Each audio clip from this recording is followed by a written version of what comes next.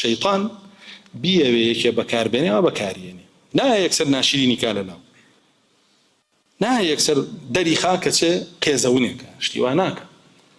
جارێ وای جوانەکە لەلاو، وا خۆشەویستێکە لەلاو، وای لێکە عەظیمە بێ لەلاو، دوایەکەوی تر هەموو شتێکیەوە بەڕاستەزانێ. باشە واو لێیە هەرچیەک بڵێ بێ بە دوواداچوون، بە دوایاڕی شوێنێکەوی تێ کە تۆ بەو نییە شوێن هیچ کەسێ بکەوی هەتا یەقینە نەبێ کتاب و سنەتە بێڵێ، بەو نییە و کارە بکەی. عەرەب وای کرد لەمە بە دوای کەوتن.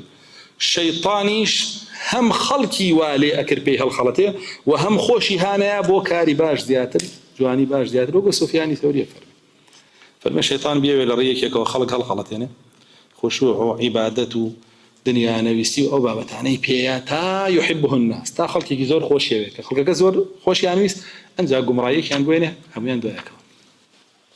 کە خەڵک عاتیفە لەگەڵ تەعەسسوب چاوی کوێرەکە حەق نابینێ، ئەوە حەقەتە. خەڵک ئەو دوانە چاوی کوێرەکە حەقیقەت نابینێ.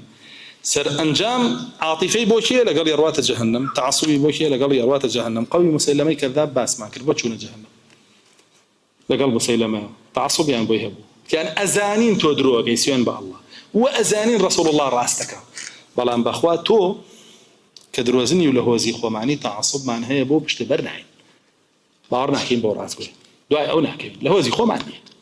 ئەوە تەعەسسوب. و ئەبوو طاالب چی بردێ جەهەنەم؟ عاتیفە مامی ڕەسوڵ الله بوو، ئەشی زانی دین حەقە، بەڵام وتی چۆن وەرگەڕێم لە میلەی عەبدولموطەلیب و ئەوان هەمویان کافر کەم و دوای ئەم مناڵە بکەوم ڕەسوڵ الله کاتوو.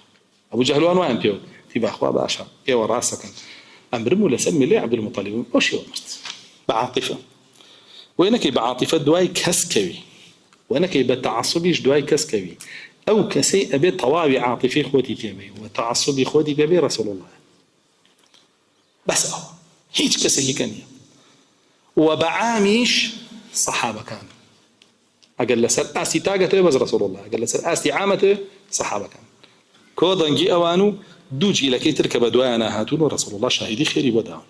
ئەوانە تەعەسسوب بۆیان هەبێ تووڕە بە لەسەر ڕێباز و منهەجیان، بەڵێ عاتیفەت هەبێ بۆیان خۆشە بوێن بە خۆشەویستیان نزیکە بیتەوە لە ئەڵڵا جەل جەلاله.